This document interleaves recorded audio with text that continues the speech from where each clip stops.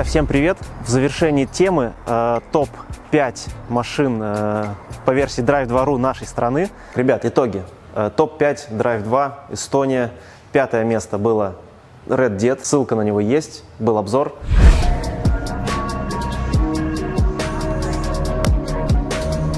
Четвертое место. Нам не удалось встретиться с человеком, хотя мы созванивались, даже договорились на конкретный день, но не срослось, не сложилось, как говорится. Это Шкода Octavia, Scout 2.0, TDI, CR, DSG-6, почти RS, короче, там все, походу, в этой машине. Довольно популярно, я посмотрел по подписчикам, то есть что-то в этом есть, народный, видимо, автомобиль. Третье место на текущий момент – это Юрий, вы помните его, с его Fairlady 300 ZX. Классный мужик, супер тачка, к нему мы еще точно приедем, у него много чего интересного и рассказать, и показать.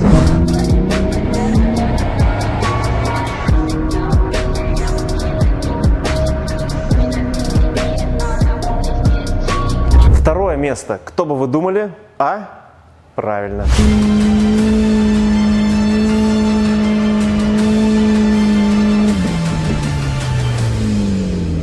Первое место занимает вот такой распрекраснейший Mercedes. А почему первое место? Сейчас вы все увидите. Mercedes в 123-м кузове. Недавно было, в принципе, 5-е место, кто занимал, тоже 123-й кузов на универсал, довольно тоже редкий. А это купе в самой мощной серийной версии, еще и в обвесе заводском тех лет, машина 85-го года. Соответственно, хозяин Александр. Привет, Алексей. Да, вот мы сейчас и узнаем, почему машина занимает первое место, почему вообще у тебя этот Mercedes. И, ну, он новый, ребят, он реально новый.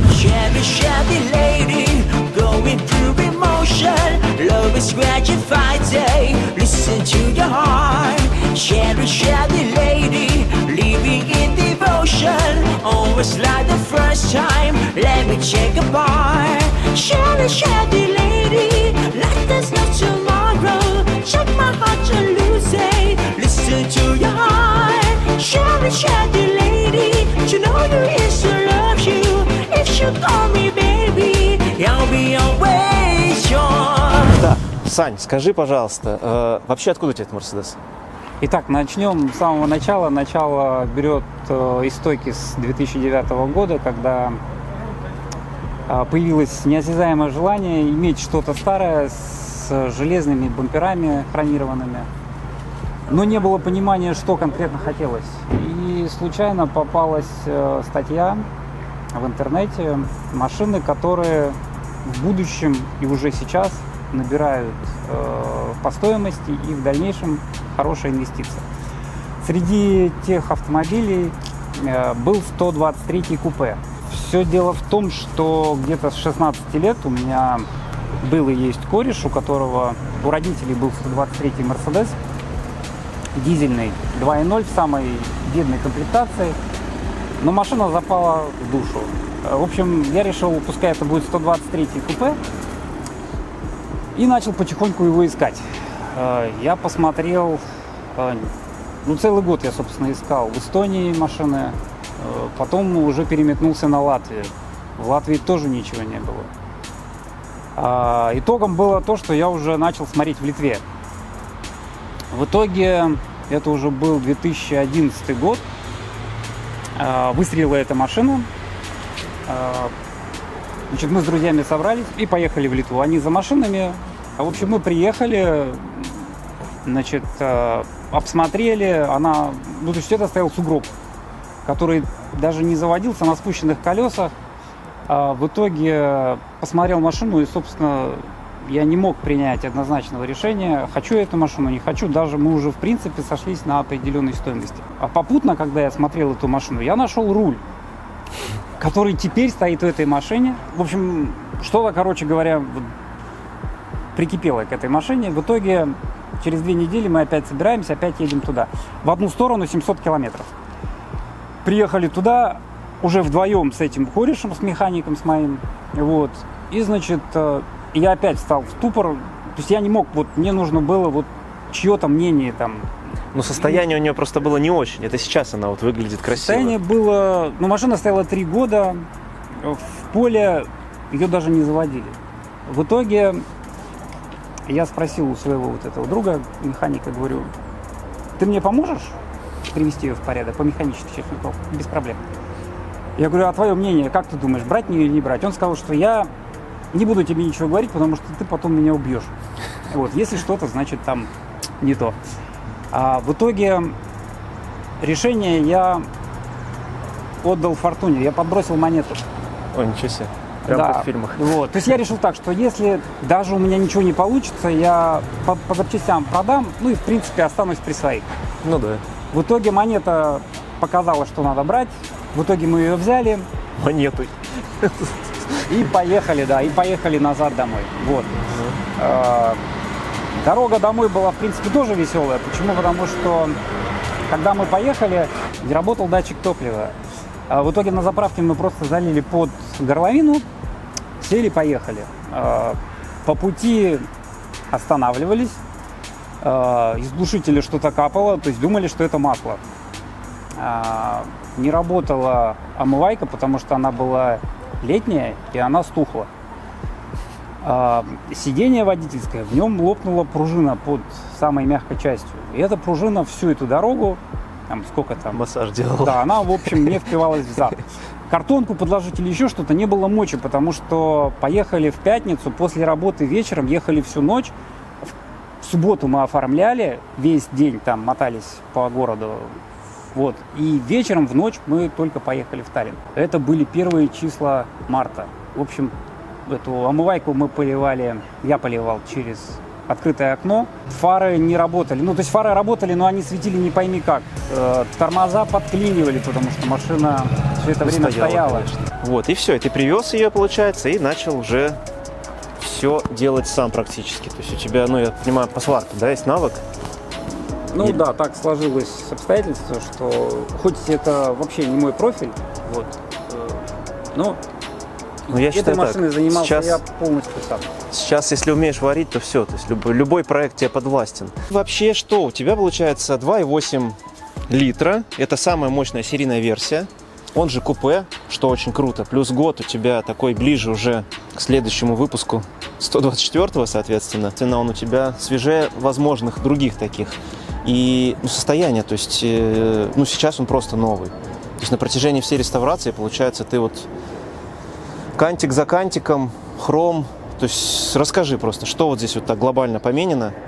Ну, опять же, вернемся к истокам. Значит, эта машина была представлена в январе 76 года. То есть все технологии в этой машине конца 70-х лет. Хоть она и 85-го года. 85-й год – это последний год выпуска. Это, кстати говоря, самый популярный по тиражу Mercedes 123. В них всего было выпущено 2,7 миллиона.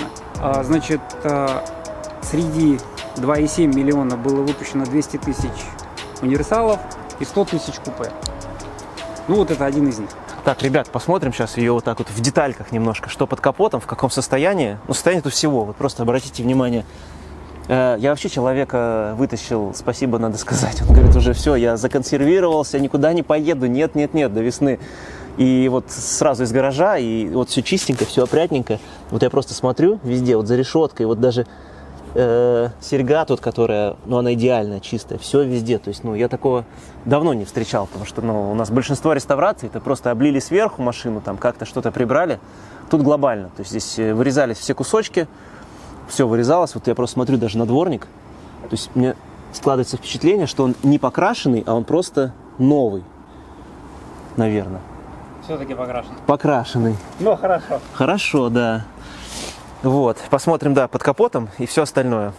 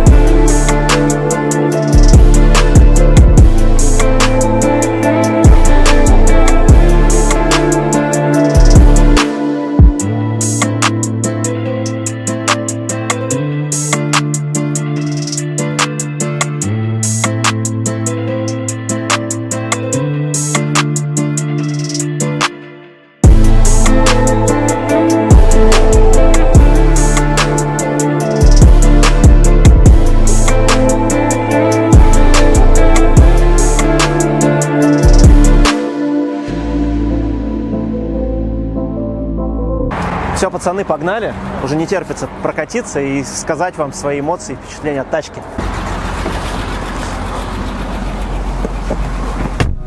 Разворачивается. Так, и это получается у тебя вот тот самый руль, который ты купил перед машиной, да? Да, то бишь сначала появился руль, а потом появилась машина.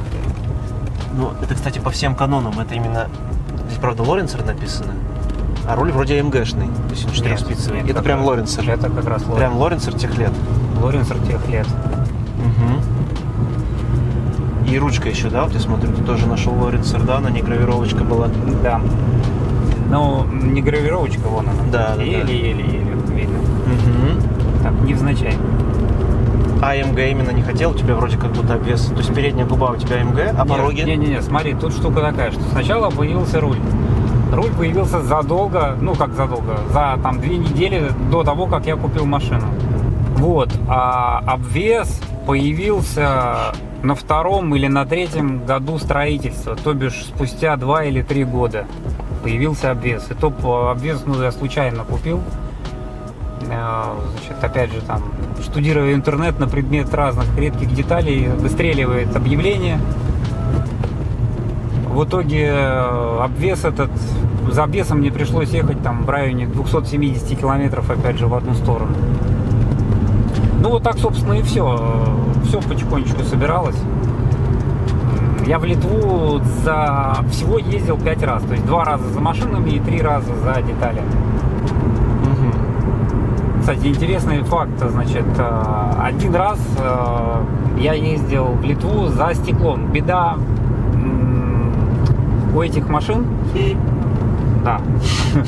Короче, значит, заднее стекло триплекс, это такое же, как и переднее стекло. Так вот, обогрев стекла в Мерседесе почему-то придумали 2 вида. Первый, тот, что стоял у меня, неудачный, то есть проволока обогревателя, она была запаяна между 2 стекол. Со временем, от температуры, от времени, стекло начало расслаиваться и становилось мутное. В итоге я не думал, что я куплю правильное стекло, потому что здесь стекла все зеленые. Я купил белое стекло с теми нитями, которые, ну, как уже на современных машинах, изнутри нарисованы. В итоге у меня было вот это второе стекло, полностью прозрачное. Я думал, что я его немножко затонирую в цвет, ну, хотя бы как-нибудь, потому что ездить с мутным стеклом совсем не хотелось. И вот случайно, опять же, выстрелил объявление в Литве, и, в общем, я за этим стеклом, именно ради стекла я поехал в Литву и привез это стекло, которое здесь стоит в цвет всех остальных стекол. Здесь, кстати, стекла все свои у купе. Они не подходят от седана. Ни лобовое, ни заднее, ни боковое. А у него наклон переднего стекла сильнее, чем у седана. И заднее то же самое. Да, у него аэродинамика лучше, поэтому. Да. У него и база, кстати, укорочена относительно седана немножко. База на 8,5 сантиметров короче, да. Ну и, соответственно, чуть-чуть полегче. Да. И, по-моему, из доработок тут по минимуму, там, по подвеске все то же самое. Там, по-моему, какая-то реактивная тяга с передка что-то.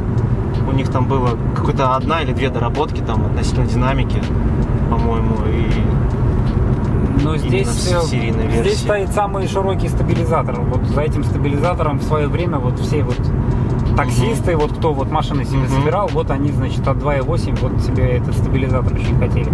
Также, кстати говоря, как и за баком. Здесь бак стоит 85 литров. По нынешним ценам заправить, в общем, ну да, больше 100 евро там получается. Да. Тем более, эта машина, она ездит только на 98-м бензине. Вот, но тачка не крутая вообще, то есть особенно само осознание вот этой постройки, самому ее делаешь, когда я вот все думаю, здесь такой кайф с 2 сторон, то есть кайф, пока ты ее делаешь и что-то делаешь, то есть что-то модернизировал, ну у тебя же тоже не сразу ты там и панель перешивал и все, даже, ну вот я уверен, там вот перешил панель, поставил, выехал куда-то, прокатился, типа классно, там вот колечки добавил. Блин, едешь уже и прям вот радуешься, знаешь, таким мелочам. Ну, нет, здесь немножко по-другому все было. С колечками история вообще приключилась. Колечко я покупал на eBay, смотрю, 123, баха купил. Приходят, смотрю, маленькие, думаю, блин, начинаю читать, а это оказывается для печки. В общем, пришлось тебе отдельно покупать. Эти же не выбрасывать, сюда поставил. Ну да, нет, ну классно вообще, то есть, ну здесь вот прям этот хром, все гармонирует.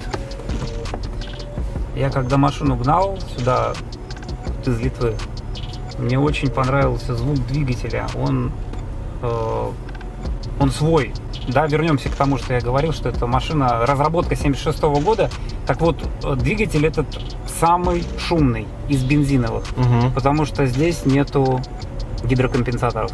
Их в принципе нет. Поэтому вот и звук такой. То есть в свое время, ну, там, на момент конца 70-х, динамика у всех машин, ну, была там плюс-минус от там 16 секунд и до 30. У этой машины динамика в районе там 10 секунд, 9,7, по-моему. И даже меньше 10 секунд, да? Да, вот. И многие, вставая с такой машиной на светофоре, думали, что это дизель. И, в общем, были несколько удивлены динамике такого дизеля. Вот. Ну и звук, вот мне кажется, он такой как локомотивный, особенно когда вот напругу вот, да, начинает вот он на разгон идти, такой прямо. Мне очень нравится. Кстати, Mercedes на именно этой модели съел собаку, то есть они сделали слишком хорошую машину, они только продавали машины, и люди не покупали запчасти, машины не ломались. Значит, когда я изначально начал восстанавливать ее, реставрировать, концепция была такая, что оригинал с добавлением тюнинга тех лет и никакой отсебятины. А не было мысли поставить там современный мотор или что-то изначально? Нет. Ну вообще когда-либо? Нет, видишь. То есть цель конкретная? Цель была такая, и в принципе она осталась, чтобы ты когда смотришь на эту машину и когда садишься, чтобы не было дисбаланса, да, то есть ты сел в ту машину того времени, той эпохи. Здесь и музыка та же самая стоит, оригинальная. То есть вот все, здесь нету никаких там светодиодиков, ничего. То есть все вот ламповое, как оно должно быть. Такая штука, что Mercedes некоторые детали перестал выпускать, и они больше недоступны вообще в принципе. То есть если у тебя эта деталь выйдет из строя, тебе нужно будет искать каких-то умельцев, альтернативу, ну да, чтобы... Да, то есть ну, тут нужно теперь уже просто бережно относиться к машине. Ну да, или доноров искать там ради каких-то мелочей. Ты тоже с ума сойдешь. Ну тут именно как раз не мелочи. То есть там детали мотора, вот я вот столкнулся, что значит там планка есть, это мотор цепной, он на цепи. И самая большая планка натяжения цепи, она больше недоступна. Эти моторы ставились на очень-очень большую гамму моделей. Это 107, это 126, значит 123. То есть вот столько вот моделей, и у этих моделей было очень много машин с такими двигателями, и теперь просто этой детали нету. То есть, в общем, она у меня поменена в свое время, то есть я думаю, мне тысяч на 70, на 80 хватит, поэтому я теперь как-то так очень аккуратно использую. Ну да, тут такие уже риски идут. Да, так, да, то есть из интересного, то есть именно серийная машина это самая мощная, у тебя самая крутая. Потому что, ну, все доработки это уже какие-то тюнинг-компании были там. Да, единственное мощнее был 500-й CE. Относительно недавно его продали в Америке за какие-то там суммы денег.